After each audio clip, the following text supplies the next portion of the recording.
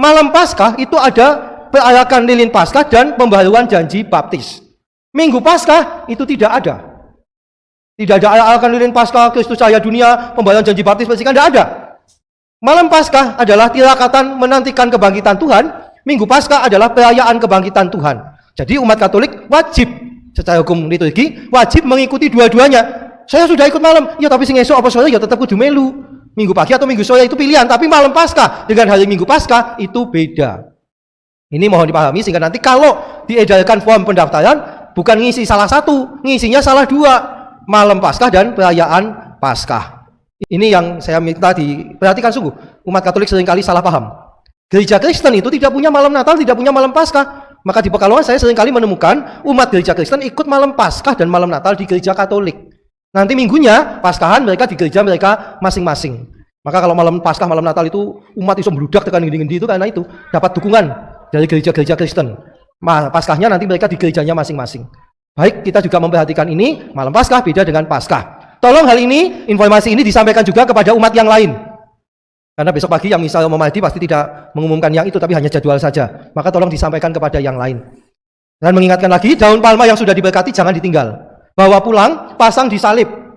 Lah kalau tidak punya salib, yo piye carane pasang ning ngendi kono lah ya. Tapi nek wong Katolik ning ono salib ya wagu. Tapi wong Katolik pancen kadang-kala wagu ya toh. Ya pokoknya terserah dipasang di aja di guang. Nanti seminggu menjelang abu-abu tahun depan, setahun lagi itu dikumpulkan supaya dibakar menjadi abu untuk abu-abu. Itu beberapa hal yang perlu saya sampaikan. Dan Bapak Ibu Saudara sekalian, kita akan mengakhiri perayaan Minggu Palma kita. Pesan saya, kita ini manusia, jangan seperti keledai yang bodoh. Keledai biar bodoh sendiri, kita jangan ikut-ikutan keledai. Jadilah umat Allah yang pandai. Jadilah umat Allah yang sedia mengikuti Yesus. Bukan hanya dalam kemuliaan, ketika puji-pujian, tapi juga dalam penderitaannya.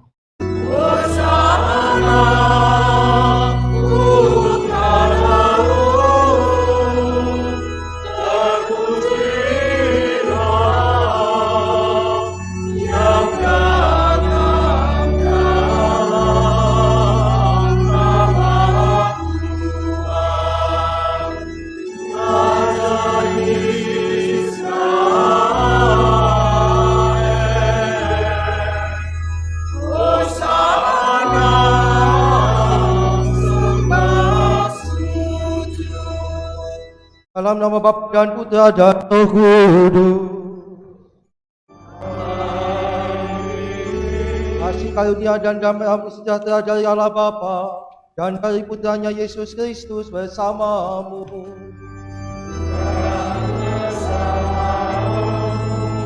Bapak Ibu para saudara sekalian, anak-anak yang terkasih, selamat sore. Sejak awal masa kita menyiapkan diri kita dengan menjalankan pulang rohani, lupa pertobatan dan karya amal kasih, disertai dengan doa-doa kita. Pada ini kita semua berkumpul dan bersama seluruh umat Allah, mau mengamali misteri Paskah Tuhan kita, yaitu sengsara wafat dan kebangkitannya dalam pekan suci. Dan kita mengawali pekan suci ini dengan perayaan Minggu Palma, di mana kita mengenangkan peristiwa Yesus yang masuk ke kota suci Yerusalem.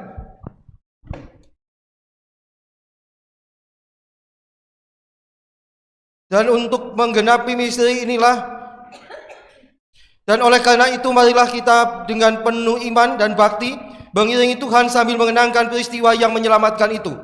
Dan kita menyadari sungguh bahwa Minggu Palma adalah minggu kesengsaraan, karena setelah Yesus disambut dengan begitu meriah sebagai Raja, Dia memulai penderitaan dan sengsaranya untuk menyelamatkan kita.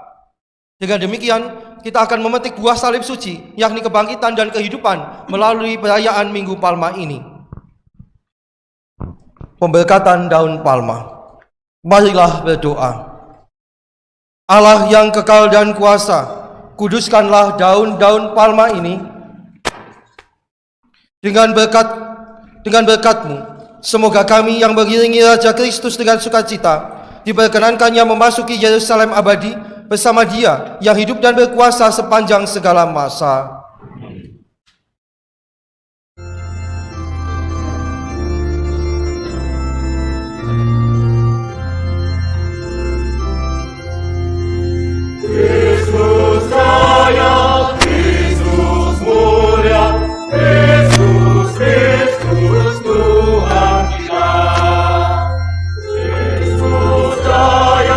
Kristus mulia,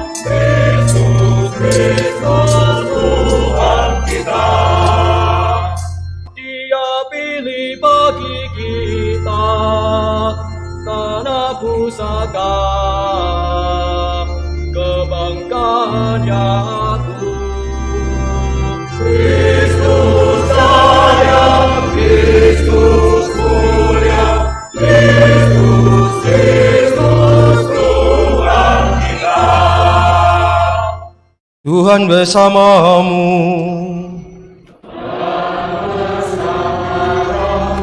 Inilah Injil suci menurut Lukas.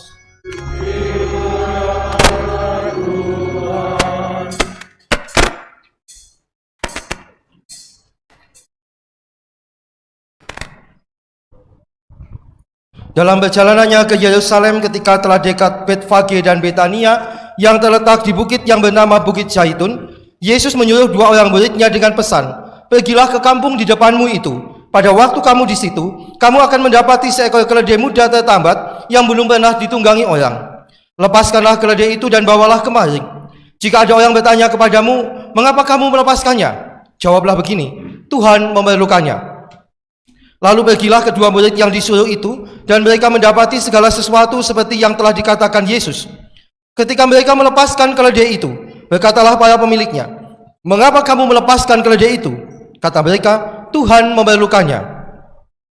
Mereka membawa keledai itu kepada Yesus, lalu mengalasinya dengan pakaian mereka dan menolong Yesus naik ke atasnya. Sementara Yesus menunggangi keledai itu, mereka menghamparkan pakaian di jalan.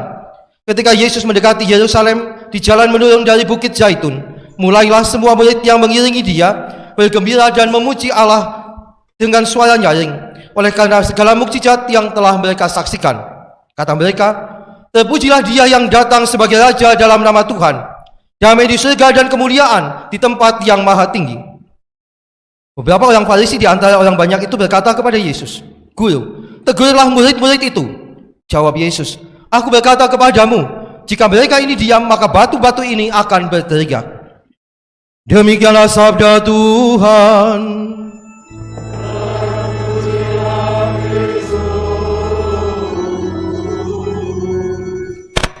Bapak Ibu, para saudara sekalian yang terkasih, peristiwa Yesus yang masuk ke kota suci Yerusalem adalah sebuah peristiwa yang begitu megah meriah yang terjadi pada waktu itu. Namun demikian, Yesus sudah tahu dan juga muridnya sudah menyadari bahwa perjalanan memasuki kota suci Yerusalem bukanlah perjalanan kemuliaan, tetapi perjalanan menuju penderitaan yang akan berpuncak pada peristiwa salib. Namun demikian, Yesus menjalani semua itu dengan ketabahan hati. Kota suci Yerusalem adalah kota di mana nabi-nabi zaman perjanjian lama juga banyak dibunuh di situ. Dan kini Allah Putra pun akan mengalami kematian di tempat yang sama. Namun demikian, kemuliaan yang diterima Yesus ketika dia memasuki kota suci Yerusalem justru menunjukkan bahwa Yesus sungguh-sungguh Putra Allah yang memang mestinya mendapatkan kemuliaannya.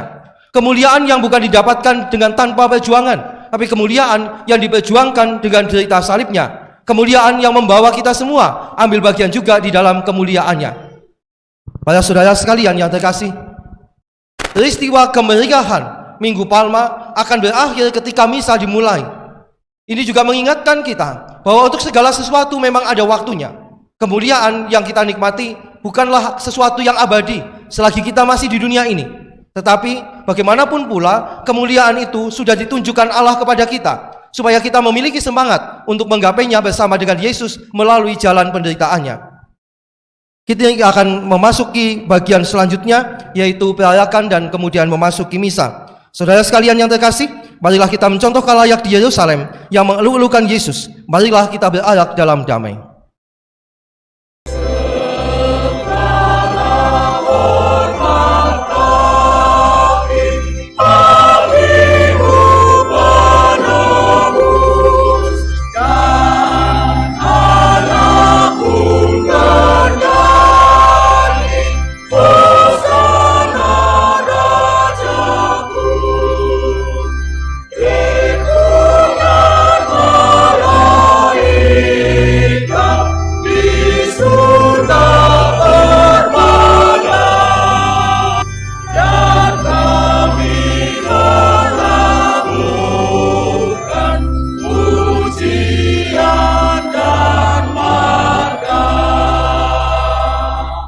Bapak Ibu dan para saudara sekalian yang terkasih, Sudah beberapa tahun ini, kurang lebih 3 tahun ini, kita merayakan Pekan Suci dalam keterbatasan, dalam situasi yang tidak biasa. Masih mending yang 2 tahun ini, dalam keterbatasan itu kita bisa merayakan Pekan Suci, daripada yang tahun 2020 kita hanya bisa mengikuti lewat streaming saja. Tahun 2020 Keuskupan Purwokerto ini beberapa paroki mengadakan streaming Pekan Suci tanpa kehadiran umat. Tapi beberapa paroki saya tahu masih menghadirkan umat karena menjadi petugas. Kami di Keuskupan pada waktu itu betul-betul sama sekali tidak menghadirkan umat. Petugas liturginya romo-romo semua. Bahkan petugas streamingnya itu juga romo, digawangi oleh Romo Teguh Gendut, Ketua Komisi Komsos, dibantu Romo Bagio yang setiap hari juga membantu streaming, Romo Kristi Mahindra. Lalu romo yang lain bertugas menjadi petugas liturgi. Untuk pertama kalinya Romo Stef Herianto menjadi pemasmur juga. Kami yang tidak pernah berpikir akan menjadi pemasmur kepeksa jadi pemasmur juga. Ya, walaupun sebetulnya sungguh-sungguh menyanyinya juga terbatas sekali. Wong yo meleo kemana-mana, suaranya nggak jelas. Tapi ya kami berjuang untuk bisa merayakan Pekan Suci itu dengan sangat amat terbatas sekali. Dan tahun ini pun kita masih dalam situasi yang terbatas, kendati jumlah umatnya sudah semakin banyak. Yang terdaftar dalam misa hari ini itu 147 yang terdaftar, tapi yang datang tidak sampai pasti karena kapasitas di dalam ini 98. Berarti harusnya yang di sebelah sana 50-an. Tapi saya kira tidak ada 50. Terbatas. Besok pagi 146. Besok sorenya 131. Semua dalam keterbatasan. Tetapi kita justru diingatkan, dulu ketika Yesus mengalami perjalanan selama Pekan Suci yang kita rayakan saat ini, semuanya juga amat sangat terbatas sekali. Semuanya sangat spontan dilakukan. Sehingga ya, suasana seperti inilah yang sebetulnya mewarnai situasi Pekan Suci yang sesungguhnya. Ini sudah mending disiapkan, ada gladi, ada macam-macam. Kelompok kuliahnya walaupun ya tidak pakai seragam tertentu, tapi minimal kelambinya putih kabeh itu sudah. Karena waktu Yesus masuk kota suci Yerusalem yang nyanyi Hosana Hosana itu tidak pakai seragam, sak-sak nganggo. Bahkan saya sendiri agak bingung. Dikatakan mereka itu menghamparkan pakaian mereka di jalan. Lalu saya berpikir apakah mereka sudah diwudu? Ya, tapi saya kira ya yang menyambut laki-laki semua, tidak ada perempuan itu dulu. Ya itulah situasi yang terjadi. Sebuah gerak spontan untuk menunjukkan sukacita mereka menyambut Yesus masuk kota Yerusalem sebagai seorang raja. Dan itu yang biasanya kita alami, yang kita buat kalau pada pekan suci pada masa-masa biasa. Saya tidak tahu di sini perayakan dari mana. Biasanya dari mana? Oh, dari belakang, dekat. Tidak ada perayakan di luar gitu ya. Itu mestinya besok lagi kalau aman dari luar saja sana, dari SMP. Wah, isin lah, masa ning jaba bengok-bengok hosana, nggawa godhong palem dikira wong edan. Enggak apa-apa. Ya memang jadi pengikut Yesus itu mesti edan. Yesus juga edan dalam arti tertentu. Kalau dia tidak gila, kita tidak ikut gila, kita akan mudah sekali menyerah. Saya masih ingat kalau pada pekan suci hari-hari biasa itu, tahun-tahun biasa itu, di sebuah paroki biasanya diadakan perayaan lebih dari 1 kali kan? Tapi yang pakai arakan itu cuma 1 kali, Minggu pagi. Yang utama itu, misa yang utama itu Minggu pagi sebetulnya, dengan perayaan mereka itu. Tetapi itu umat yang minat ikut misa Minggu pagi malah sedikit sekali. Banyak ikut Sabtunya, yang tidak pakai ayak-ayakan. Ya, waktu saya di Gombong itu juga begitu. Sabtu sengaja saya buat panjang. Kalau yang Minggu Pasio tidak dinyanyikan, yang Sabtu supaya dinyanyikan. Jadi yang tidak mau ikut ayak-ayakan panjang, ikutlah mendengarkan Pasio yang panjang. Matius itu kan cerita kisah sengsaranya panjang. Lalu sebagian umat Gombong melarikan diri ke kayangannya.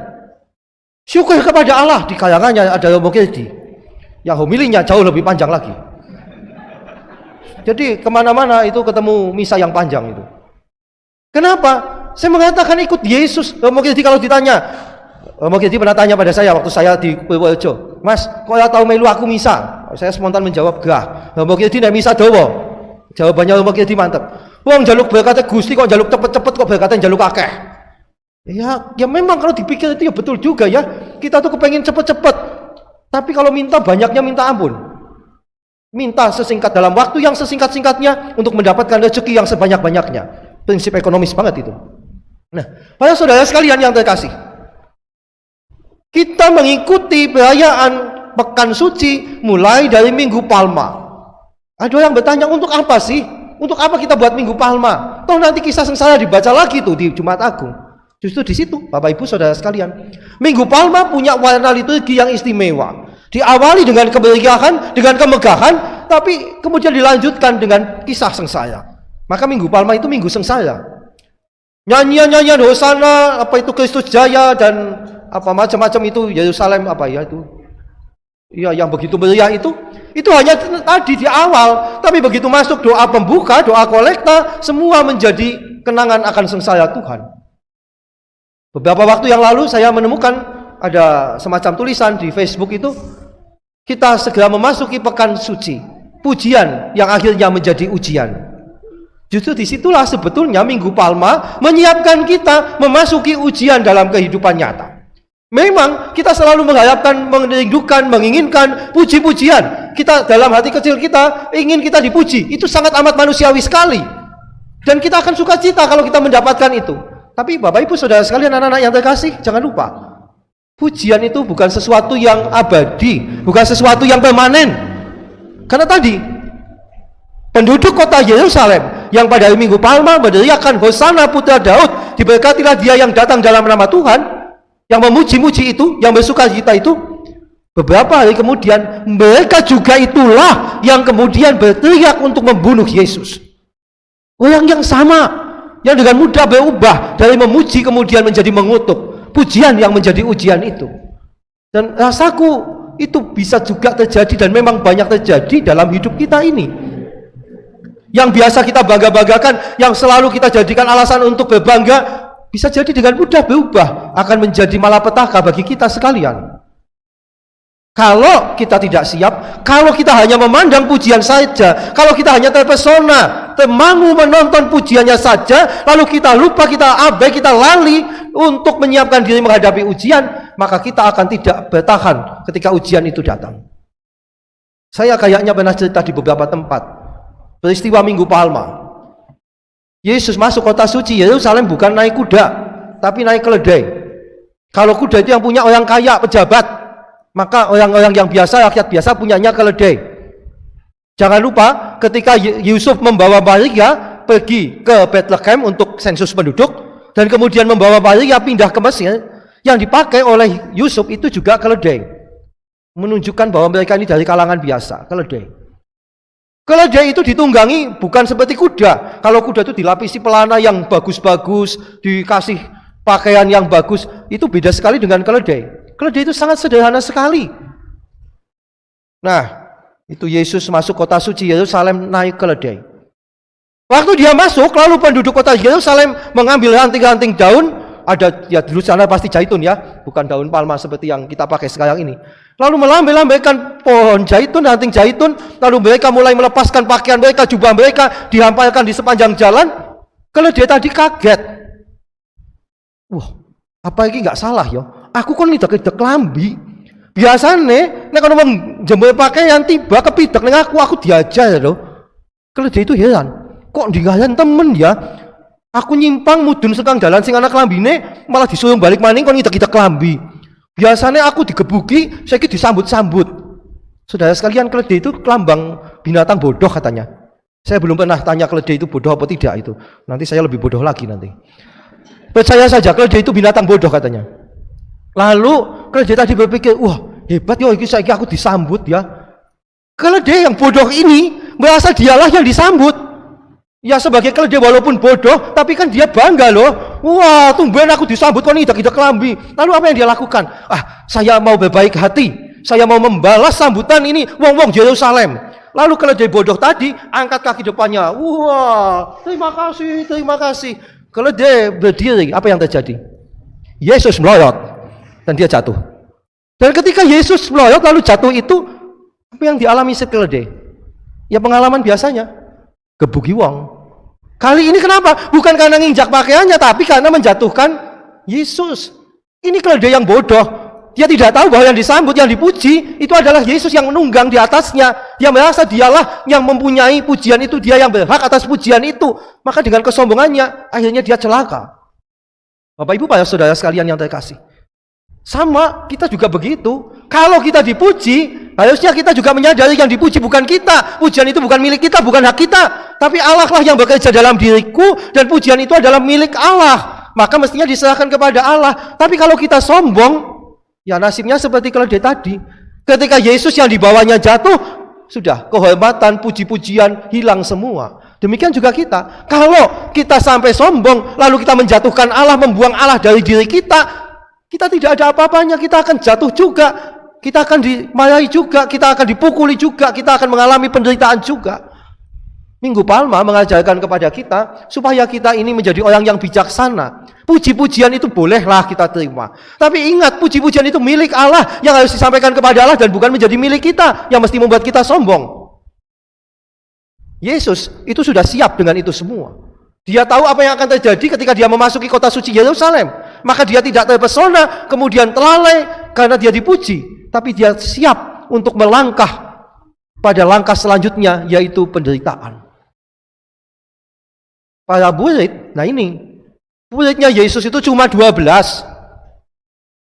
Jadi kalau sekarang itu sekolah Pius muridnya sedikit, tidak usah takut.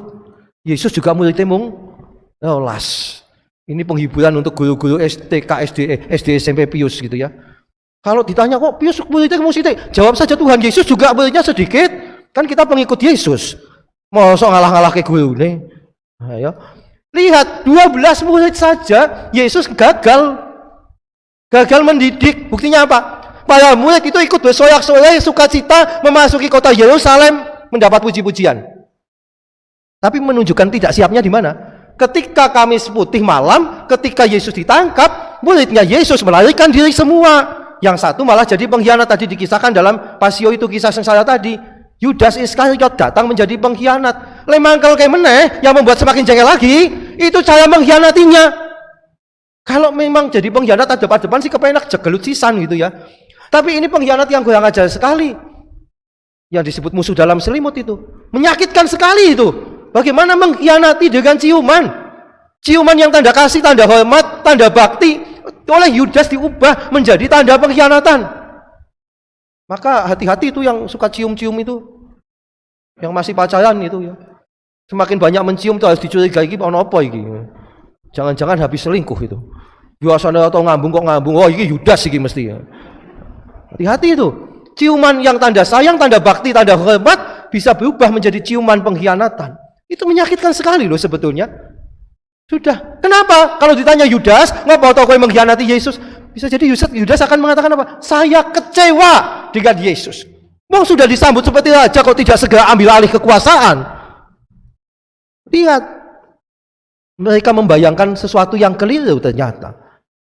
Yang lainnya juga pergi semua karena takut.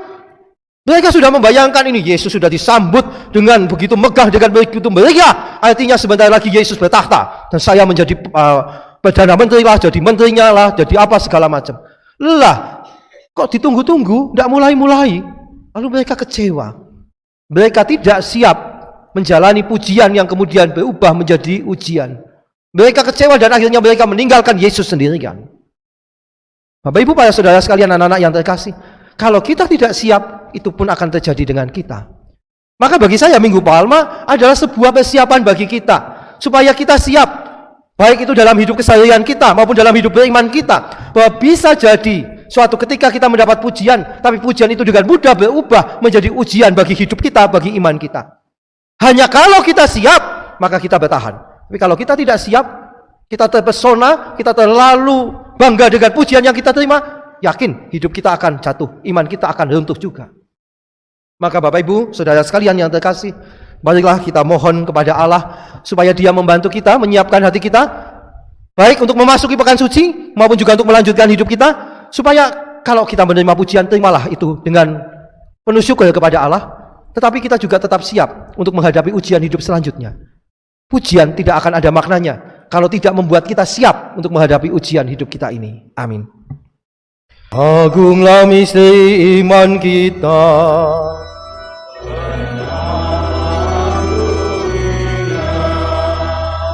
Selamatkanlah kami karena melalui salib dan kebangkitan-Mu, Engkau telah membebaskan kami. Ada pengumuman yang sebetulnya pasti sudah tahu semua, jadwal misa. Kamis Putih misa 2 kali, jam 6 dan jam 8 sore. Jumat Agung pagi jam 7, sebelum itu. Tuguran itu dimulai jam 10 sampai jam 11, gelombang 2-nya 11 sampai 12. Tidak ada pembagian siapa harus ikut mana, sesuai dengan gerak hati masing-masing saja. Semoga umat Kebumen tidak tega meninggalkan Yesus, berdoa sendirian malah ditinggal tidur seperti murid-muridnya itu. Mari kita menjadi silih atas para murid Yesus itu. Lalu Jumat pagi jam 7 pagi ada jalan salib bersama di gereja ini, di dalam gereja. Dan seperti biasa, kalau ada yang mau jalan salib sendiri atau kelompok, silahkan. Tapi boleh di luar, ampun di sini, tapi jangan pada saat di sini lagi jalan salib. Syaratnya itu saja. Ada yang kepingin seperti di Yerusalem, jalan salib sambil manggul salib betulan, boleh jalan dari sana. Jatuh, ikut jatuh. Itu pasti akan lebih nyes lagi begitu ya. Kalau tidak jatuh-jatuh, didorong supaya jatuh itu. Nah itu, Jumat Agung jam 7 pagi jalan salib bersama.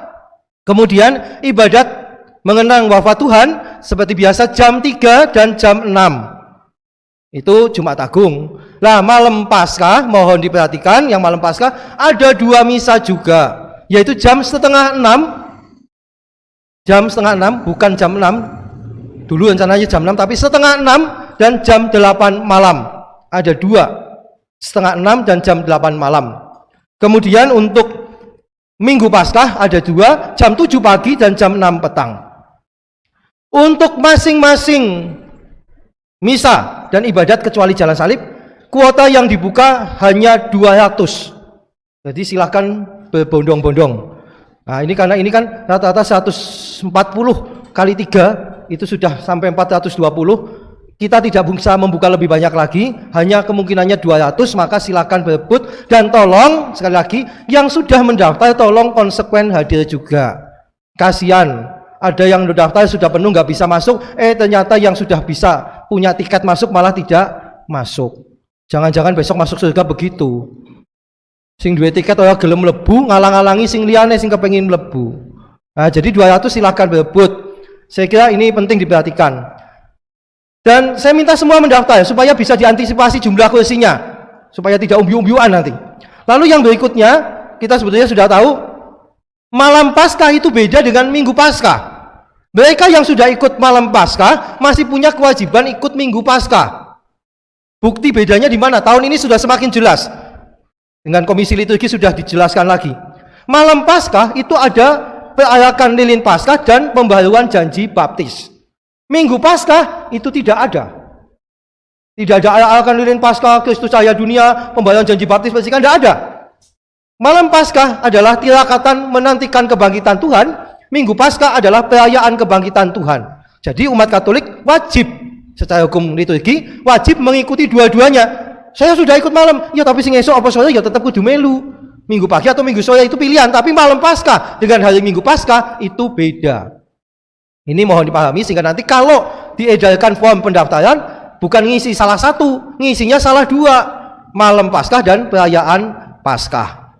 Ini yang saya minta diperhatikan sungguh. Umat Katolik seringkali salah paham. Gereja Kristen itu tidak punya malam Natal, tidak punya malam Paskah. Maka di Pekalongan saya seringkali menemukan umat gereja Kristen ikut malam Paskah dan malam Natal di gereja Katolik. Nanti minggunya Paskahan mereka di gereja mereka masing-masing. Maka kalau malam Paskah, malam Natal itu umat iso membludak tekan ngendi-ngendi itu karena itu dapat dukungan dari gereja-gereja Kristen. Paskahnya nanti mereka di gerejanya masing-masing. Baik, kita juga memperhatikan ini, malam Paskah beda dengan Paskah. Tolong hal ini, informasi ini disampaikan juga kepada umat yang lain. Karena besok pagi yang misal mau mati pasti tidak mengumumkan yang itu, tapi hanya jadwal saja. Maka tolong disampaikan kepada yang lain. Dan mengingatkan lagi, daun palma yang sudah diberkati jangan ditinggal. Bawa pulang, pasang di salib. Lah kalau tidak punya salib, yo piye carane pasang ning ngendi kono lah ya. Tapi nek wong Katolik ning omah ono salib ya wagu. Tapi wong Katolik pancen kadang kala wagu ya toh. Ya pokoknya terserah dipasang ngendi, aja diguang. Nanti seminggu menjelang abu-abu tahun depan, setahun lagi, itu dikumpulkan supaya dibakar menjadi abu untuk abu-abu. Itu beberapa hal yang perlu saya sampaikan. Dan Bapak Ibu Saudara sekalian, kita akan mengakhiri perayaan Minggu Palma kita. Pesan saya, kita ini manusia, jangan seperti keledai yang bodoh. Keledai biar bodoh sendiri, kita jangan ikut-ikutan keledai. Jadilah umat Allah yang pandai. Jadilah umat Allah yang sedia mengikuti Yesus. Bukan hanya dalam kemuliaan, ketika puji-pujian, tapi juga dalam penderitaannya. Selamat memasuki pekan suci, dan dengan sukacita kita sambut berkat Tuhan menutup perayaan kita. Tuhan bersamamu. Allah yang Maha Kuasa senantiasa membimbing, melindungi, memberkati kita, keluarga kita, dan semua yang berkehendak baik. Bapa dan Putra dan Roh Kudus. Saudara sekalian, pergilah, misa Minggu Palm sudah selesai.